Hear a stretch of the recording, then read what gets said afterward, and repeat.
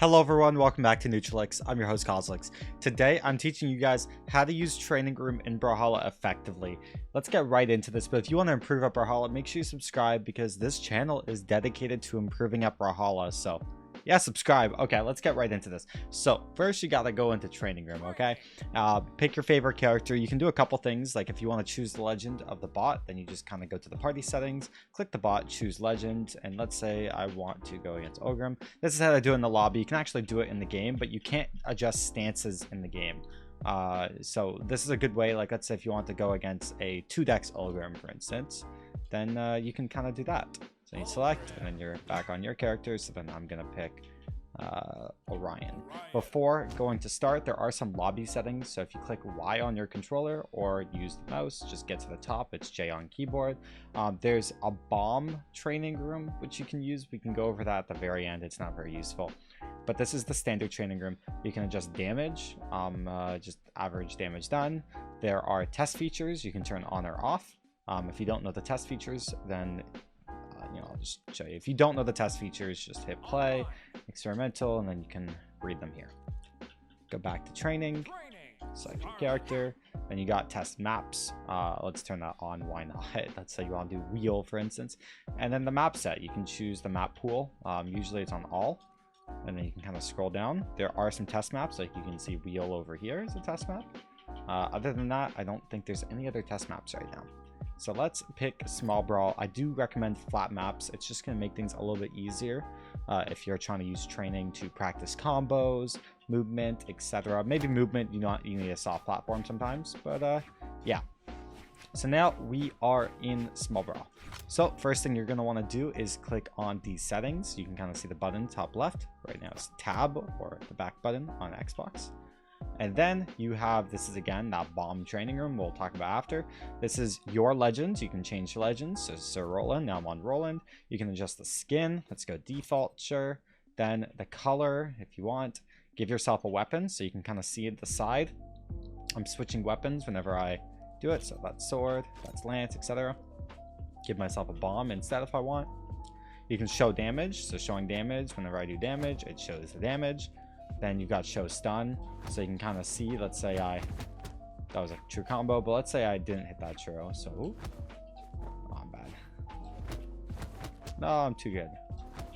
There we go, 8 dodge frames. So it showed the stun, it showed if it's a true combo, and if not, it showed how tight. If it's a true combo, it just won't appear with anything, and you can kind of see they're locked in stun. Then you got show hitboxes, so you can see when I'm attacking, you can kind of see the hitbox. If you actually want to slow it down, so on controller you use the right joystick and you click in, you can kind of see it says frame step on the right click, or you click F7 to frame step, and then you can see all the options on the top. So then there's F5 to go previous frames. You can see I'm going previous 10 frames, or you go F6 and you go forward. Sorry, previous is negative, forward is positive. I was clicking F5. So you can kind of see I'm forward 5 frames, or I go behind 5 frames. And you can see that on the top. And you click F7 to resume again. And that's kind of all. On joystick, you just go forward or back on the joystick. And it does it really fast, as you can see. But if you want to tap it, it's one at a time. And you click it again, and you kind of go back. Go back to these settings. You got, so yeah, if you show the hitboxes, you can like slow it down and you can see the individual hitboxes on every frame, which is quite cool. Kind of see what I mean.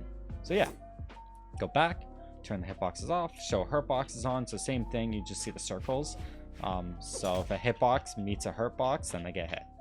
And that's how they detect if you win an interaction or not. And you go back, turn that off. Item spawning, you can see off and on. Kind of does what it says. Yeah. So then you want to switch tabs, and there's a bunch of different modes. So this is the control mode at the top. You can adjust what you're controlling. So now I'm controlling the bot.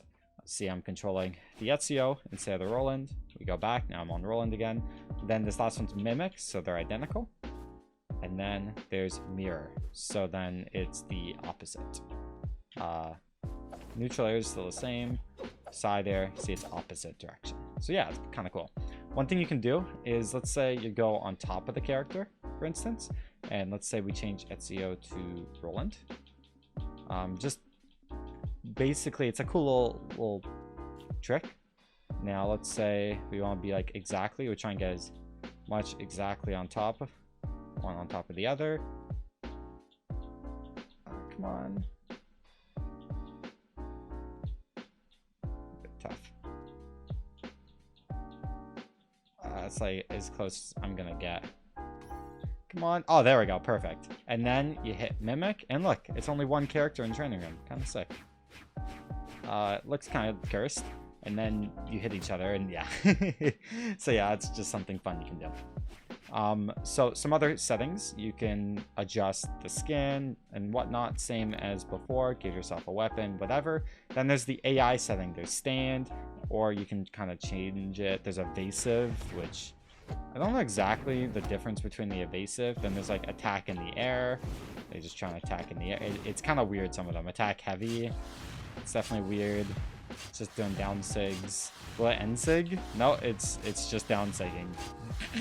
Yeah, some of these are weird. Attack light, it's just end lights. Come on, side light me. It's just weird. So yeah, stand and jump. So this way they're just jumping. So for instance, if you want to practice a spear down light, then yeah, that's a good way. You just set them to jump. Next, you got dodge reactions. So like spot dodge is neutral. So if I delight, see it spot dodges, then you can change it to up, right, down, left. Let's say you want to, like, I don't know, practice reacting. You can set it to random. So if I downlight, they dodge randomly, and then I react now, for instance. That's a good way to practice. Then there's jump reactions, so they can jump randomly as well. So you can kind of try and deal with reacting to that. But jumps are really fast, so it's kind of harder. But yeah, it's the same thing. You can jump up, to the right, to the left. And like, let's say they jump to the left, they hold to the left. So that's kind of how it works. It's a good way to practice. Then you got attack reactions, so you can like do random. So this is more like waking up. It's like instant recovery. I side light, they side sig. I down light, they recovery, then I hit them. It's a good way to practice, actually. If you set them to do something random, you kind of fall back, let them miss, and then attack again. And that's like there's so many little training things you can do, drills with all these settings. It's quite awesome. Then you set damage of your opponent. So 700 is the max. It can go past 700. Like, see that down light didn't kill. Now it's past 700. It's kind of dumb. But yeah, you can kind of see when things kill and whatnot. So for instance, DLIN sig probably won't kill. But then you go to 170 and it probably will kill. Yay. So yeah, that's a cool little thing. You can reset the damage as well. It will reset based on timed or when grounded. So if it's on timed, it resets on a timer. If it's grounded, it resets when they touch the ground. So I hit them into the air. It resets. When? It just reset. Yeah, it just takes a second. So yeah, then there's also position reset. So position reset saves the position of when it turns on. Then you hit them, and then they reset. And it's quite simple. And let's say you want to change their position, you can control the bot. Let's say you want to reset here, pause, position reset on. Even when you're controlling the bot, your position will reset. Just takes a little bit of time. See? And then you can switch it back, and then you can like practice edge guarding because they'll like reset. But yeah, exactly.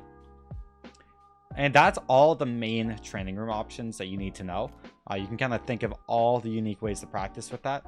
If you want specific drills, I think I'll make an upcoming video on like practice drills or whatever to improve at Brawlhalla. I think that'd be awesome. So subscribe if you want to learn how to do that. But this tutorial is just how do you use the training and the basic options. So there is one more option in training. It is this catch bombs training. It brings you to the setting where you just catch bombs, and then there's a score in the top right, and that's your score. Let's see how high I can go. Oh, I'm cracked. See, this is the real parts of going pro at Brawlhalla. You got to be able to hit 10 on this. Okay, I'm not pro. There's show damage. I don't know why you're gonna be able to show the damage. You can't even. Okay, then there's show stun. I don't know. Sure, you can see the stun you're in. Show hitboxes, you know, and show hurt boxes. I guess you want to avoid the bombs. I don't know why this exists. Yeah, it's crazy. Okay, there is one more thing that I need to show you, which is the power viewer. So it's up on the D-pad and the right stick, or you just click F8, and it just shows you a lot more like information on the attacks. So I don't think it's exactly accurate. This has not been updated in a long time. I wouldn't rely on this, but it's a good way of like seeing the amount of force and variable force of really all the moves that are currently active. It's pretty interesting. So it's like active frames 1. Like, I don't know. I don't use this very often, but it shows the fixed recovery on the force. Like, that is super interesting. Again, I don't really recommend this. It's just more information that is a bit hard to read. I don't use this quite often, if not ever, but yeah, if you just want to see some more information, then that's how you use the power viewer. And then same thing, you can go back frames. It's the same idea, and just click it again and it's gone. So guys, that's how you use the training room in Brawlhalla. Again, if you want to learn more about how to improve using the training room, make sure you subscribe for more, and I'll see you guys all later. Take care. Peace.